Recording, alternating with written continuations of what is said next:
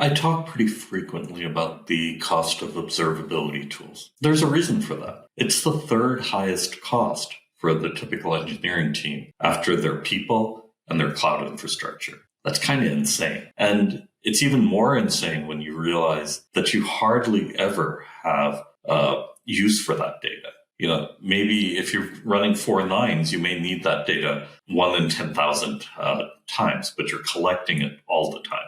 And you're collecting a lot more data than you might need because the particular incident may be only require something related to a particular service or something like that. What we advise people to do is on an everyday basis, collect only the minimal information that they need to run their alarm checks. And then when they go into the alarm situation, when it fires, now you go and you collect data.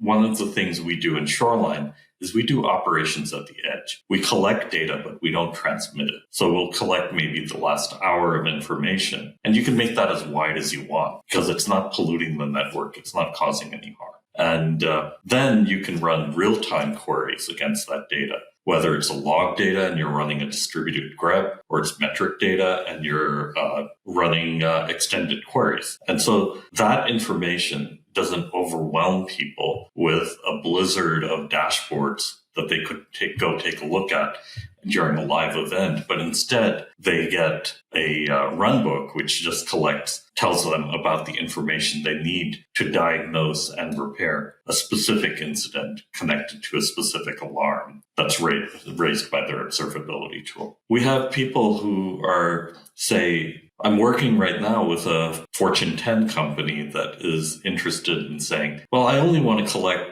100 metrics most of the time, but when things happen in production, I might want to collect 10,000 so I can really understand what's going on. Now, collecting 10,000 across a large estate like they have is challenging. It is going to cost a lot of money, even for them. But it's much easier to do something like, okay, now that something's happened, now go and modify so that I'm collecting just on the resources where I need it. That's one way to control your observability costs while still providing really high operational rigor. I'd love to hear how you're controlling your observability costs and how you're managing the dilemma between collecting too much data versus collecting enough when an incident occurs. Write your thoughts in the comments.